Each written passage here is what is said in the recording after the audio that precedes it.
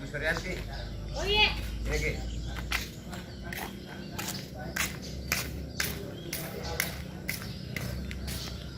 Ini gitu.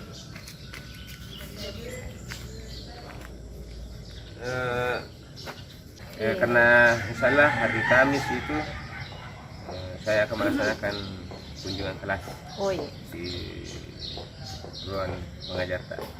Kelas berapa itu hari Kamis? Kebetulan kelas 11 IPA, IPS 2. Kelas 11. Jadi minta tolong Bu Wanti persiapkan perangkatnya. Iya, iya. Nanti kita akan adakan wawancara awal sebelum Ibu masuk dalam kelas. Berikut dengan media-media pembelajaran yang Yang akan digunakan pada saat pembelajaran. Kira itu nanti jaga kesehatan, ya tetap prima, Iya.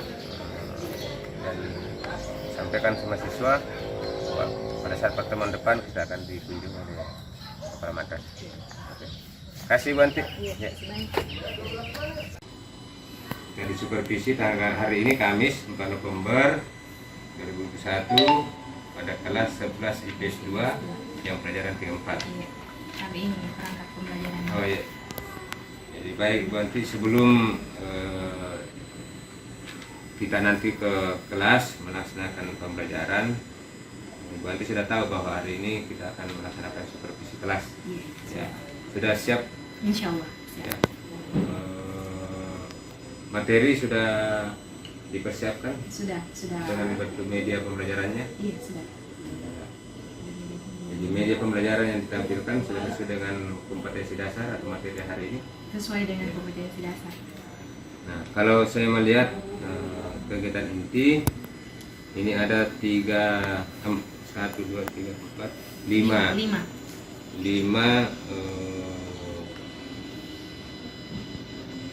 model kegiatan.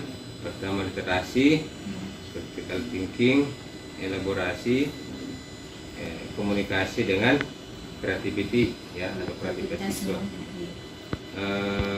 Seperti apa kira-kira gambaran sementaranya, sedikit saja dulu, nanti saya perluas di bawah terkait dengan model literasi yang Ibu Anti tampilkan dalam pembelajaran nanti. Jadi saya menggunakan model pembelajaran itu pembelajaran berbasis masalah, problem based learning.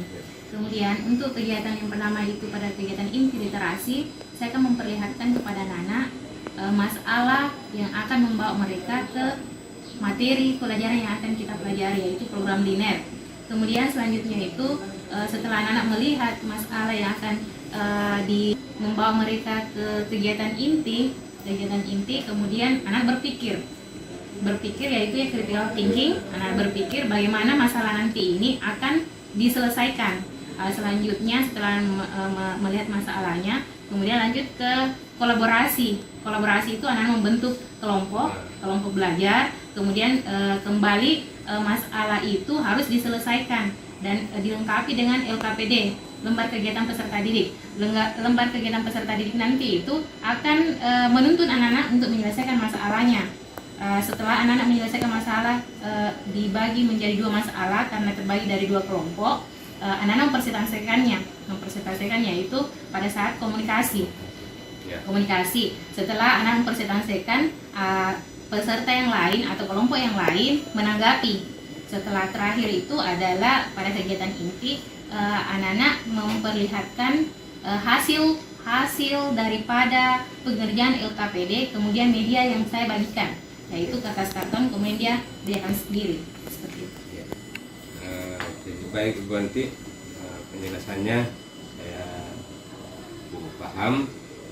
Jadi ada 5 rangkaian kegiatan dalam kegiatan inti. Jadi literasi, jadi anak-anak membaca permasalahan yang disampaikan, diperlihatkan nanti permasalahannya. Kemudian ada critical thinkingnya, ada kolaborasinya, ada komunikasinya, dan kreativitasnya. Dengan harapan Ibu Anti, jadi semua yang 5 kegiatan di kegiatan inti ini ditampilkan dalam sebuah RPP, saya berharap dilaksanakan dengan sempurna, ya, memberikan pendampingan kepada siswa. siswa untuk betul-betul memahami materi yang berkaitan dengan program linear. Ya kan ini materinya program linear ya. Program linear. Dua variabel. Sekira itu Bu Anti, insya Allah sebentar kita akan tunggu bersama-sama di dalam kelas untuk Bu Anti melaksanakan tugas pembelajaran. Jadi lakukanlah pembelajaran semaksimal mungkin, ya. Tidak usah kaku, ya. Biasa saja, ya, biasa saja.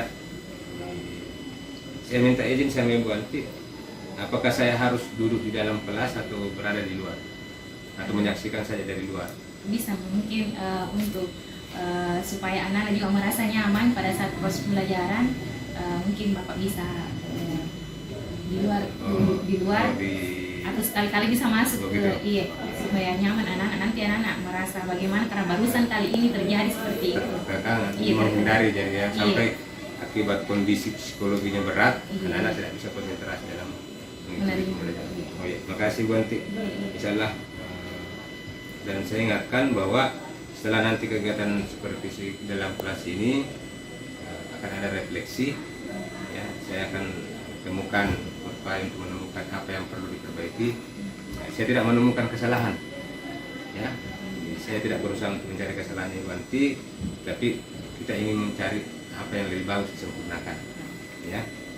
Kemudian nanti juga saya berharap Ibu Anti tentu ada pengalaman nanti dalam proses pembelajaran terkait dengan penerapan 5 kegiatan inti ini. Mungkin nanti Ibu Anti ada kendala-kendala yang ditemukan dengan kondisi siswa, bisa dipertanyakan kepada saya untuk mencari solusi alternatif apa yang harus kita gunakan. Seperti itu. Oke Bu Anti, makasih. Insyaallah sebentar kita lanjutkan di kelas ya.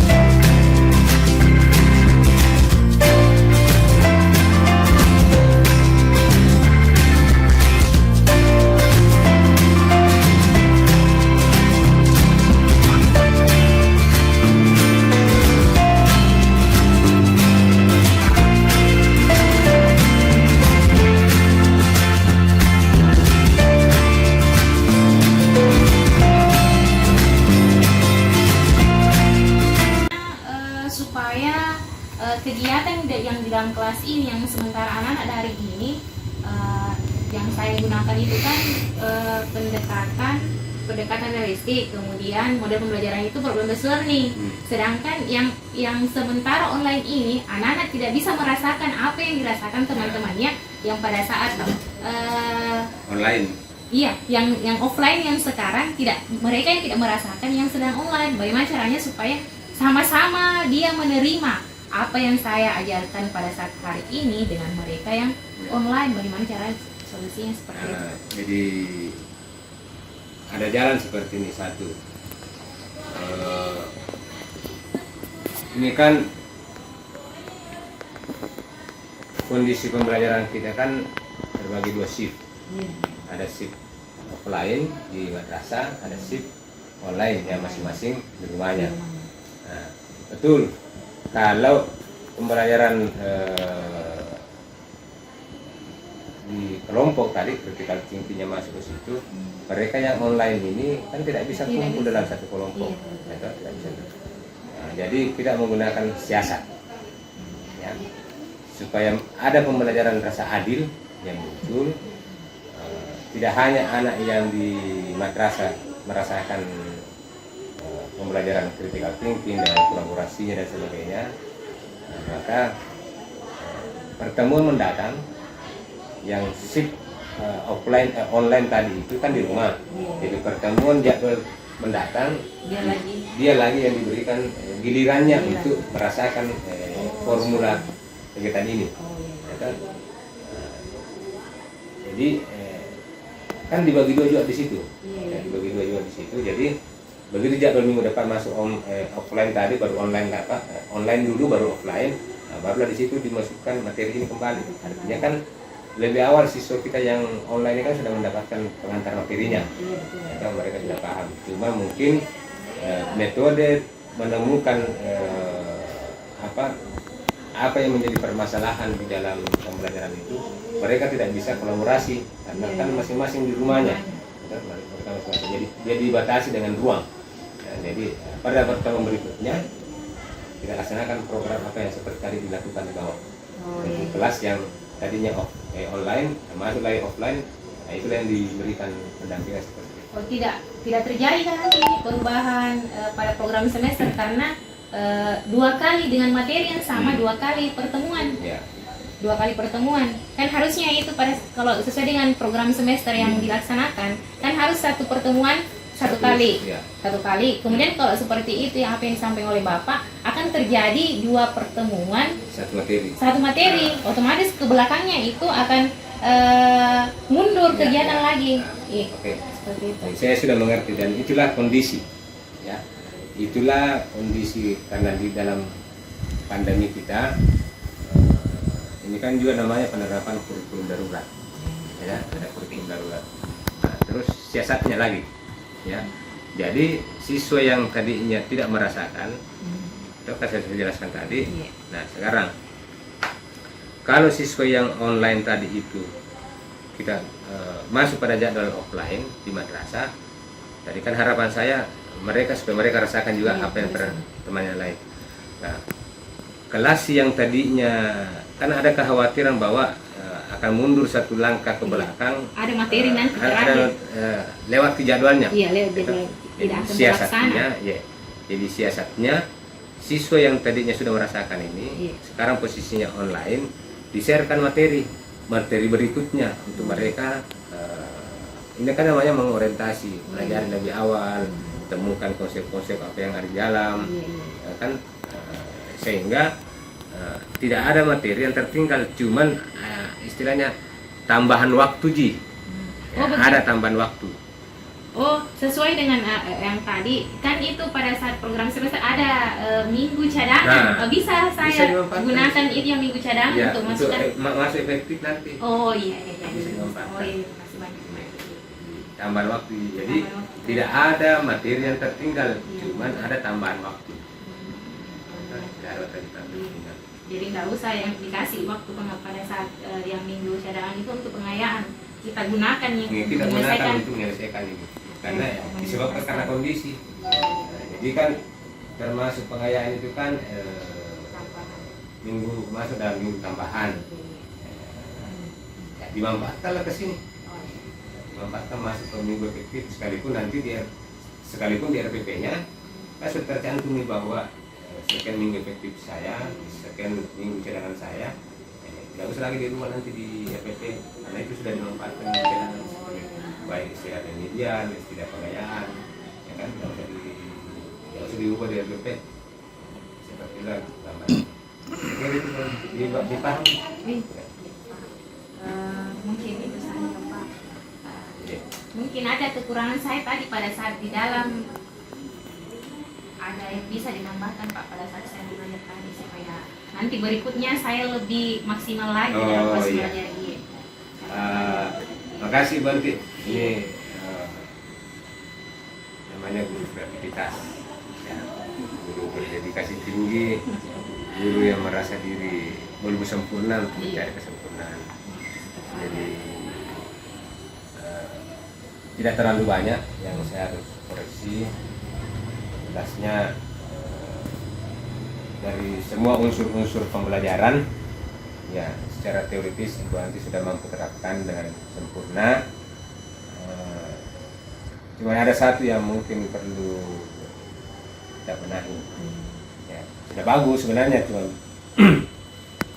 persoalan apa nih? Kadang Ibu Anti terlalu cepat ngomongnya siswa. Lagian ini kan pelajarannya eksak, jadi kalau bisa diperhatikan itu apa psikologinya siswa. Jadi kapan siswa menatap secara kosong kelihatannya, berarti itu tidak mengerti. Jadi harus ada pendekatan persuasif kepada siswa yang bersangkutan. Datangi mereka, mengerti tidak apa yang tidak dimengerti. Tadi ini kan Ibu Anti hanya berkisar pada meja depan dan meja guru dengan medianya. Sesekali lah mendekati siswa yang di bagian belakang. Karena biasanya siswa yang paling belakang itu tidak bisa ditebak mengerti tidak mengerti. Tapi ada gambaran visualnya langsung sama siswa, menatap secara kosong, itu yang perlu didekati. Langsung tanya, mengerti tidak, paham tidak, itu. Jadi saya juga biasa pengalaman kita bagi Banti, kapan ada siswa mengangguk berarti itu mengerti, itu juga perlu ditanya. Jadi tidak semua anggukan itu mengerti maksudnya, jadi itu juga perlu ditanya, paham Ki? Nah, kalaupun perlu terjadi evaluasi langsung sama dia. Lebih-lebih lagi siswa yang sama sekali modelnya diam, tidak ada reaksi, tidak ada gambaran-gambaran semangat, sekalipun dalam PBM proses itu bisa diberikan pendampingan. Mereka diberi semangat untuk belajar, sekalipun minatnya matematika, apalagi ini matematika, minatnya matematika. Kemudian ada harapan saya buat, jadi itu saja yang perlu dibenahi. Satu, dari keseluruhan metode pemanfaatan media sangat luar biasa. Malah saya harus berterima kasih kalau Ibu Anti nantinya ini bisa bisa membagi pengalaman buat media pembelajaran dengan teman-teman, ya, supaya teman-teman semua bisa merasakan hal ini. Ada harapan saya Ibu Anti kalau saya bisa sampaikan bahwa saya bersyukur Ibu Anti dibebaskan dari kementerian bertugas di satu. Saya menaruh harapan memberikan pendampingan kepada siswa, apakah bentuk dengan SQ matematika, bentuk kelompok belajar, khusus untuk matematika, supaya ketika ada lomba-lomba akademik matematika, ya saya berharap minimal jadi peserta, walaupun hasil maksimalnya usahakan juara. Ya. Saya jawab ya. Oke. Makasih Dek, sukses terus Ki Banti. Ya. Bagaimana kabarnya keluarga? Alhamdulillah. Anak-anak di rumah? Sehat. Salam buat bapaknya. Iya. Kasih semua. Terima kasih Banti. Terima kasih. Wassalamualaikum warahmatullahi wabarakatuh.